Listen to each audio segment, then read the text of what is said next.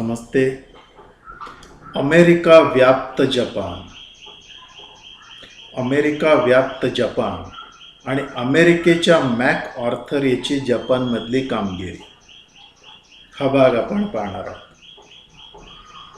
1945 ते 1952 पर्यंतचा हा काळ.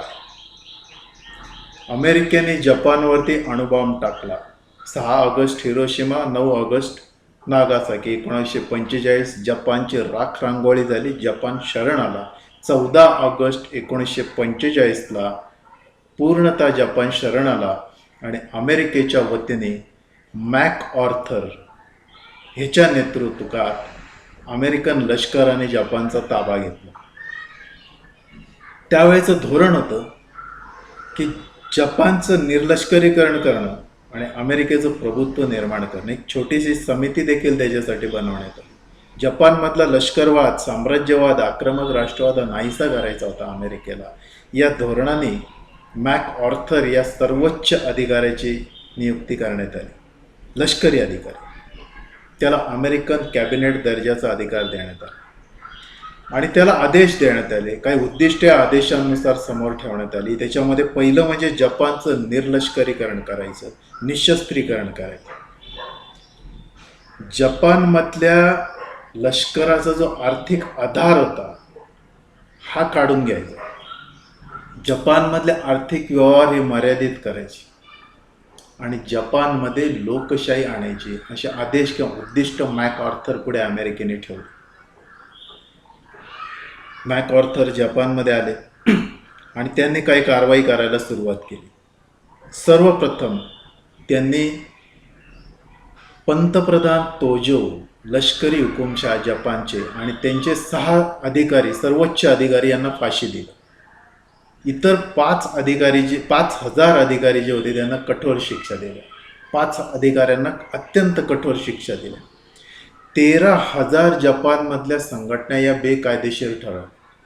अतिरेकी राष्ट्रवादाचा पुरस्कार करतात म्हणजे बेकायदेशीर ठरवले आणि युद्धाचे शस्त्रांचे जे काही निर्मिती करणारे कारखाने होते हे बंद करून टाकण्यात आले. जपानचं अणुसंशोधन पूर्णपणे बंद करण्यात आलं. 2 लाख लोक बडतर्फ करण्यात आले कारण ते जपानच्या लष्करवादाचा पुरस्कार करणारे होते, पाठीराखी होते. 20 लाख लोक जे जपानच्या जहाल राष्ट्रवादाचे प्रसारक होते त्यांना दूर करण्यात आलं, प्रवाहापासून दूर करण्यात आलं. जपानचे जिंकलेले जे काही सगळे प्रांत होते काढून घेण्यात आले. केवळ 4 बेट एवढा पुरताच जपान ठेवण्यात आला. त्याच्यामध्ये होन्शू, क्युशू, शिकोकू आणि होकॅडो ही 4च बेट होती. तेवढाच जपान राहिला. होन्शू, क्युशू, शिकोकू आणि होकॅडो ही 4च बेट, एवढाच जपान. शिंतो जो धर्म होता, राजाश्रय या धर्माला होता आणि हा शिंतो धर्म सांगायचा की जपानी जे राष्ट्र आहे हे दैवी राष्ट्र आहे, त्याला जगावर राज्य करण्याचा अधिकार आहे आणि राजा हा देवाचा प्रतिनिधी आहे, साक्षात देवाचाच अवतार. त्या धर्माचा राजाश्रय दूर करण्यात आला, त्याला बंधनं टाकण्यात आलं, त्याचं महत्त्व नाहीसं करण्यात आलं. हे पहिल्या काही गोष्टी निर्लष्करीकरण करण्याच्या दृष्टीने, आर्थिक आणि लष्करी मानसिकता दूर करण्यासाठी जपानमध्ये मॅक ऑर्थरने केले. दुसरे राजकीय सुधार केले. मग त्याच्यामध्ये अमीर उमरावांचं खूप महत्त्व वाढलं होतं. ते दूर करण्यासाठी उमराव सभाच बरखास्त केली. लष्करी गट नाहीसे करण्यात आले, त्यांचं महत्त्व वाढलेलं होतं. राजकारणातून त्यांना दूर सारण्यात आलं. प्रशासनातून, निर्णय अधिकारातून त्यांना दूर केलं गेलं. राजसत्ता अनियंत्रित होती, दैवी झालेली होती. तर या राजसत्तेचं महत्त्व नष्ट केलं. राजाचे किंवा राजघराण्याची मालमत्ता जप्त केली आणि या राजाने 2 वेळा मॅक ऑर्थरला आठवड्यातून भेटावं अशी अट त्याच्यावर टाकण्यात आली. राजकीय पक्ष दुबळे झाले होते, त्यांना शक्ती देण्याचा प्रयत्न झाला. बरेचसे लोकशाहीचे पुरस्कर्ते तुरुंगात होते, त्यांना राजकैदी म्हणून आत टाकलेलं होतं, त्यांची मुक्तता केली. आणि जे मूलभूत स्वातंत्र्य असतात, अभिव्यक्ती स्वातंत्र्य किंवा नैसर्गिक अधिकार, लोकशाही जे अधिकार देते ते लोकांना मूलभूत अधिकार देण्यात आले. आणि नवीन राज्यघटना मॅक ऑर्थरच्या नेतृत्वात, मार्गदर्शनात बनली. जपानमध्ये 1 मे 1947ला 1 मे 1947ला जपानची नवी राज्यघटना अस्तित्वात आहे. 1 मे 1947ला जपानची ही जी नवी राज्यघटना अस्तित्वात आली होती ती महत्त्वाची होती. जपानच्या या नव्या राज्यघटनेत काही महत्त्वाची वैशिष्ट्य होती. त्याच्यामध्ये सार्वभौम म्हणजे सर्वोच्च राजा नव्हता, जनता ही सार्वभौम ठरवण्यात आली. त्या दृष्टीने लोकशाहीच्या पद्धतीने निवडणुका सुरू झाल्या. द्विगृही संसद निर्माण झाली. पंतप्रधान आणि मंत्रिमंडळ हे दोन्ही मिळून संसदेला जबाबदार धरण्यात आले. त्यांची निवड होत होती. अमेरिकेच्या धर्तीवरती न्यायव्यवस्था तयार करण्यात आली आणि राज्यघटनेतून युद्ध हा विषय दूर केला गेला आणि स्थानिक स्वराज्य संस्थांचं जाळं निर्माण करण्याचा प्रयत्न करून सत्तेचं विकेंद्रीकरण करण्याचा प्रयत्न केला गेला. तर ही अशी लोकशाही पद्धतीची, अमेरिकन लोकशाही पद्धती दर्शवणारी ही राज्यघटना जपानमध्ये लागू झाली 1 मे 1947 म्हणजे लष्करी बदल, राजकीय बदल, नवी राज्यघटना, याच्यानंतर तिथे काही आर्थिक बदल मॅकऑर्थरने केले. त्याच्यामध्ये मोठे मोठे उद्योग घराणी यांचं महत्त्व होतं. त्यांची जैबत्सू परिषद एक जपानची महत्त्वाची होती, तिचं महत्त्व नामशेष करण्यात आलं आणि छोट्या छोट्या प्रगतिशील उद्योगांना वाव देण्यात आला. त्यांची प्रगती करणारी धोरणं आणि तसा पाठिंबा देणाऱ्या सुविधा तयार करण्यात आल्या. नंतर जमीनविषयक सुधारणा केल्या. जमीनदारांचं महत्त्व वाढलेलं होतं. प्रचंड मोठ्या मोठ्या जमिनी त्यांच्या ताब्यात होत्या. तर 10 एकरपेक्षा जास्त जमीन असता कामा नये असा जमीन सुधारणा किंवा कृषी सुधारणा कायदा करून जमीनदारांचं महत्त्व दूर केलं गेलं आणि कुळांच्या नावे जमिनी झाल्या. ते जमीन सुधारणा कायदा देखील एक महत्त्वाचा सुधार होता. याच्यानंतर कामगारांच्या क्षेत्रात देखील मॅकऑर्थरच्या नेतृत्वात काही सुधारणा झाल्या. मग कामगारांच्या संघटनांना मान्यता दिली गेली. त्यांच्या हिताचे कायदे म्हणजे त्यांच्या कामाची वेळ, त्यांच्या आरोग्याचे प्रश्न किंवा त्यांचे सुट्टीचे दिवस किंवा त्यांच्या काही नैसर्गिक मागण्या, हक्क ह्याविषयी विचार केला गेला, कायदे करण्यात आले आणि त्या दृष्टीने वेगवेगळे कामगार हितैषी कायदे जपानमध्ये निर्माण झाले. शैक्षणिक सुधार झाले. मग लोकशाही पद्धतीचं शिक्षण आणलं गेलं. सगळे राजेशाही, हुकुमशाही भडकवणारं शिक्षण, प्रखर राष्ट्रवाद देणारं शिक्षण हे दूर करून लोकशाहीचे मूल्य, स्वातंत्र्य, समता, बंधुता, न्याय, नैसर्गिक हक्क हे देणारे जे शिक्षण होतं हे शिक्षण आणलं गेलं. मग नवीन अभ्यासक्रम तयार केले. कौशल्यावर आधारित अभ्यासक्रम म्हणजे धार्मिक परंपरावादी दृष्टिकोन बाजूला ठेवून नवा प्रागतिक लोकशाहीवादी दृष्टिकोन स्वीकारणारे शिक्षण, तसे पाठ्यक्रम, तसे अभ्यासक्रम, तशा प्रकारची शिक्षण प्रणाली राबवली गेली.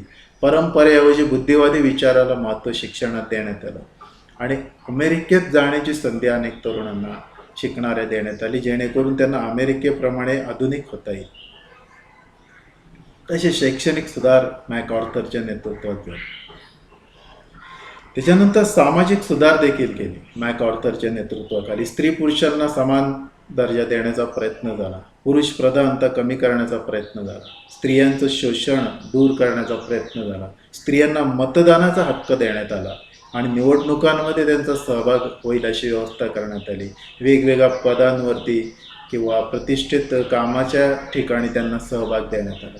तर शैक्षणिक सुधारावर सामाजिक सुधार मॅकऑर्थरने केलेले. थोडक्यात म्हणजे अमेरिकीकरण करण्याचा प्रयत्न. जपानचं अमेरिकनायझेशन, अमेरिकासारखं जपान कसं होईल हा प्रयत्न मॅकऑर्थरच्या नेतृत्वात झाला. जगात बदल होत होते. याच काळात रशिया अमेरिका संघर्ष सुरू झाले. शीतयुद्ध सुरू झालं दुसऱ्या महायुद्धानंतर. अमेरिकेचा भांडवलवादी गट विरुद्ध रशियाचा साम्यवादी गट. त्याच्यामुळे फार काळ जपानला दाबून ठेवणं अमेरिकेला हिताचं वाटत नव्हतं. दुसरी गोष्ट, चीनमध्ये कम्युनिस्ट राजवट आलेली होती.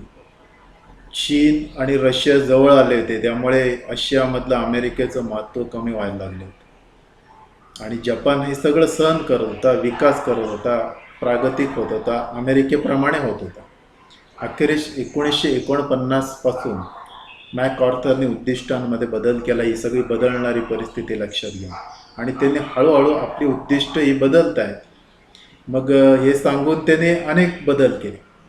मग युद्ध खंडणी जी जपानने अमेरिकेला द्यायची होती, तर त्या खंडणीचा वापर जपानच्या विकासासाठी व्हायला, जपानच्या उद्धारासाठी, विकासासाठी, पुनर्बांधणीसाठीच त्या युद्ध खंडणीचा उपयोग व्हायला लागला. अनेक अमेरिकन कंपन्यांनी जपानमध्ये भांडवल गुंतवलं, म्हणजे पैशाचा पुरवठा केला, भांडवलाचा पुरवठा केला.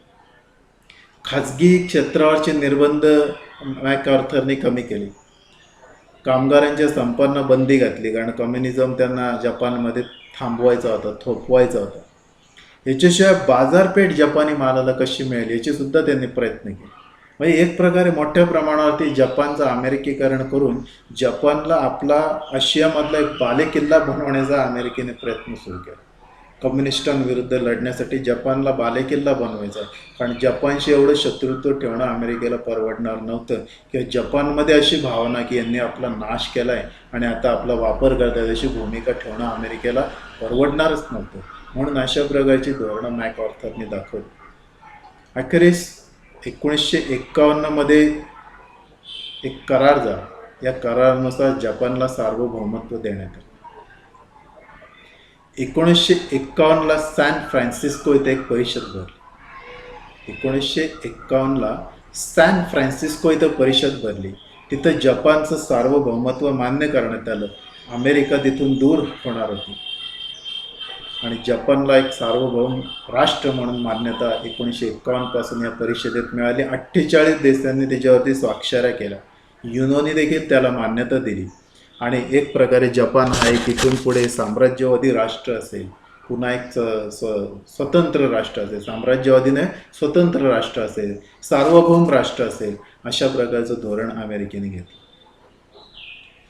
आणि मग तिथून पुन्हा जपान एक सार्वभौम राष्ट्र म्हणून आपलं कार्य मॅकआर्थर दूर गेले आणि पुन्हा जपान एक लोकशाहीवादी, अमेरिकन धर्तीचं राष्ट्र, आशियातलं एक भांडवलवादी, लोकशाहीवादी राष्ट्र, उद्योगांचं राष्ट्र म्हणून पुन्हा वाटचाल करायला लागलं. तिथून पुढचा काळ येतो 1951-52 नंतर तर 2000पर्यंत किंवा आत्तापर्यंतचा 2000 नंतर तर 2020पर्यंतचा काळ, असा हा जपानच्या इतिहासातला पुढचा टप्पा. ह्या टप्प्यामध्ये मॅकआर्थर याच्या नेतृत्वाखाली जपानने केलेली वाटचाल किंवा प्रगती आपण बघितली. म्हणजे महायुद्धानंतर जपानचा शेवट झाला. दुसऱ्या महायुद्धानंतर तो शरण गेला. शरण गेल्यावरती अमेरिकेने मॅकआर्थर यांचं तिथं शासन चालवलं, त्यांच्या नेतृत्वात शासन चालवलं. मग जनरल मॅकआर्थर या मोठ्या प्रशासकाने, लष्करी प्रशासकाने तिथे लष्करवाद मोडला जपानचा, राजकीय सुधारणा केल्या, नवी राज्यघटना आणली, राजकीय सामाजिक बदल केले, आर्थिक विकासाचे प्रयत्न केले, शैक्षणिक सुधारणा घडवल्या आणि जपानला अमेरिकेप्रमाणे करण्याचा प्रयत्न केला. परंतु जगातली बदलती परिस्थिती पाहता जपानला फार काबूत ठेवणं त्यांना परवडणारं नव्हतं. म्हणून जपानशी शांततेचा करार करणं, मैत्री करार करणं, मैत्रीचं धोरण ठेवणं आणि जपानचा अमेरिकेचा एक मित्र म्हणून समावेश करणं हीच भूमिका त्यांनी ठेवली. आणि हळूहळू त्या दृष्टीने पावलं टाकत पुढे सॅन फ्रान्सिस्को परिषदेनुसार जपानला सार्वभौम म्हणून पुन्हा घोषित केलं आणि जपानची पुढच्या वाटचालीस अमेरिकेने एक प्रकारे पाठबळ पुरवलं आणि जपानला मैत्री करण्याचा प्रयत्न केला. आशियामध्ये चीन आणि रशिया यांना कुठेतरी थोपण्यासाठी त्यांना जपानची मैत्री आवश्यक होती. जपानचा विरोध परवडणार नव्हता. त्यामुळे पुन्हा एकदा ही दोन राष्ट्र जवळ आली आणि त्या दिशेने मग पुन्हा स्वतंत्र जपानची वाटचाल पुढच्या कालखंडात सुरू राहिली.